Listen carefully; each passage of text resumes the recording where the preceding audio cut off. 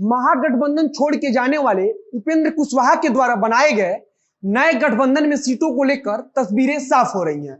उपेंद्र कुशवाहा द्वारा बनाए गए इस गठबंधन में बड़े दलों की भूमिका में उपेंद्र कुशवाहा की रालोसपा और उत्तर प्रदेश की पूर्व मुख्यमंत्री मायावती की पार्टी बसपा है।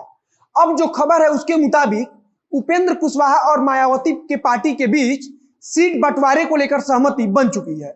इसका औपचारिक ऐलान आने वाले दिनों में कर दिया जाएगा।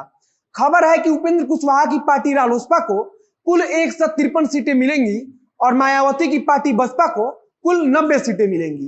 अब आप सोच रहे होंगे कि इन दोनों की सीटों को ही मिला दे तो यह 243 हो जाता है और बिहार विधानसभा में टोटल सीटों की संख्या भी 243 ही है। ऐसी स्थिति में दो तीन छोटे दल जो उपेंद्र कुशवाहा के साथ हैं उनकी पार्टी का क्या होगा, तो आपको आगे पूरा अच्छे से बताते हैं। उससे पहले अपना परिचय दे देता हूं। नमस्कार, मेरा नाम है मोहित कुमार सिंह और आप देख रहे हैं जनता जंक्शन। पिछले दिनों उपेंद्र कुशवाहा ने पटना के मौर्या होटल में एक प्रेस कॉन्फ्रेंस को बुलाया था, जिसमें उन्होंने महागठबंधन से अलग होते हुए एक नया गठबंधन बनाने का ऐलान किया था। इस गठबंधन में बसपा के साथ साथ अन्य छोटे दल भी शामिल थे। अब सीटों के बंटवारे में सबसे पहले जो दो सबसे बड़े दल हैं उनके बीच सहमति बनाकर सीटों को बांट लिया गया है। अब इन बड़े दलों को बाकी के छोटे दलों को अपने अपने सीटों में से कुछ सीट देना होगा। कहा जा रहा है कि जनवादी पार्टी सोशलिस्ट को भी उपेंद्र कुशवाहा की पार्टी रालोसपा में से सीट दिया जाएगा।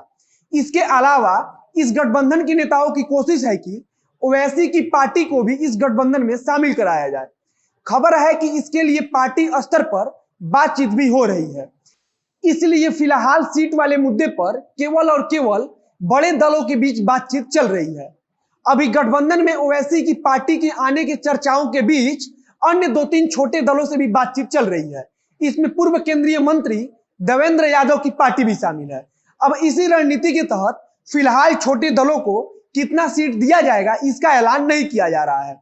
अब बात कर लेते हैं कि क्या इन छोटे दलों को मिला लेने से उपेंद्र कुशवाहा चुनाव के लिहाज से एक मजबूत गठबंधन बनाने में कामयाब हो जाएंगे। तो इसका जवाब बड़ा साधारण सा है कि ना ही उपेंद्र कुशवाहा की पार्टी रालोसपा, ना ही मायावती की पार्टी बसपा और ना ही ओवैसी की पार्टी AIMIM और ना ही कोई अन्य छोटा दल अकेले चुनाव लड़कर बिहार विधानसभा चुनाव में अपना अच्छा खासा प्रभाव छोड़ पाएगा। इसलिए इन लोगों की कोशिश है कि सभी दलों को एक साथ लाकर कम से कम एक अच्छा प्रभाव इस चुनाव में छोड़ा जाए। उपेंद्र कुशवाहा ने उसी प्रेस कॉन्फ्रेंस में यह भी कहा था कि जो भी हमारे गठबंधन में आना चाहेंगे उनका स्वागत है।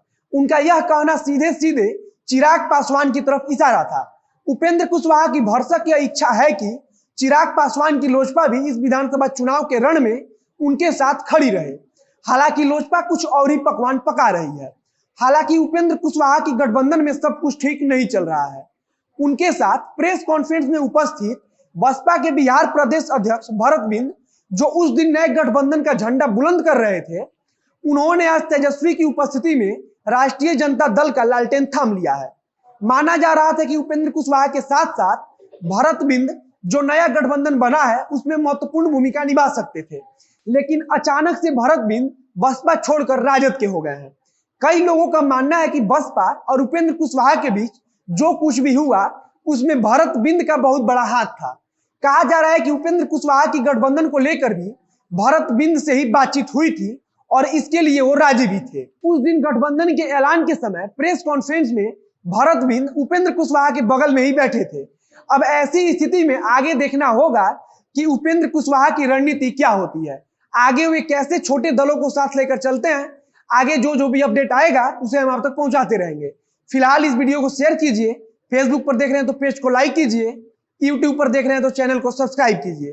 कैमरे के पीछे खड़ी है सौम्या राठी और मैं मोहित कुमार सिंह। धन्यवाद।